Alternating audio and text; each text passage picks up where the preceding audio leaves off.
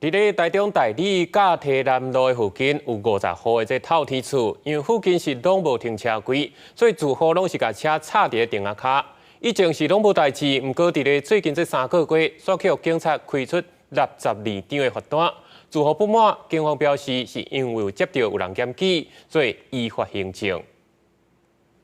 远警透早6点外来到透天面体门口口，将汽车的车闸掀开，看清楚车牌了，开单依法违停。台中市大里区甲堤南路一带50户居民，27号出面抗议，因为为7月以来3个月之内总共收到62单汽车违停的罚单，有的人甚至收到2、3张。因为附近无路边的停车格，批评警方刁民。6点就跑来开单了啊！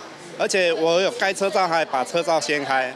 然后我们也是尽量配合，我们不可能早上6点就去上班就开走了，对不对？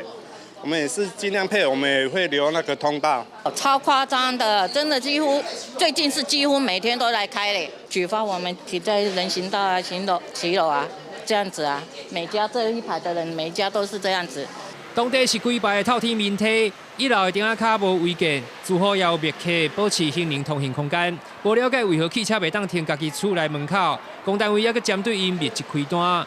辖区无防分局是表示，最近有民众不断检举，原警告场是以违反道交条例举发，但是裁罚基准甲处理细节又搁明定，只要无违反消防救灾，半暝0点到透早6点，停车会使考考卖开发。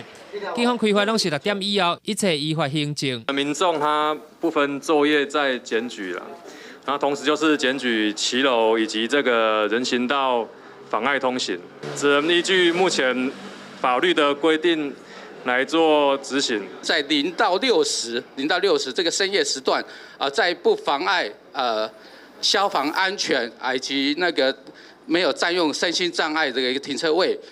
没有经人检举妨碍他车通行的这个状况之下，我们可以施以劝导，不予举发。内政部国土管理署是讲，因应各县市交通环境、城乡发展的无同，需要以无同的状况演绎停车管理配套，已经授权地方政府办理。